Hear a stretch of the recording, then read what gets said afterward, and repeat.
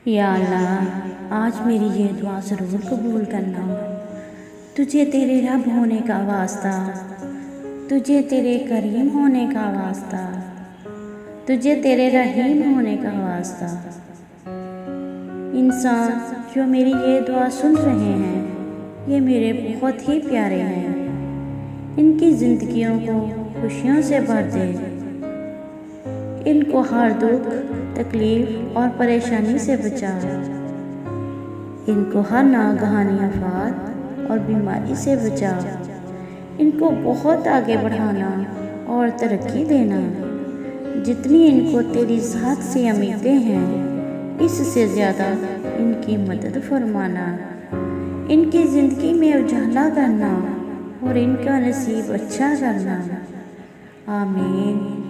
ये दुआ हर उस इंसान को भेजें जो आपको बहुत अजीज़ है। पता नहीं किस वक्त किसकी दुआ बारगाह इलाही में कबूल हो जाए।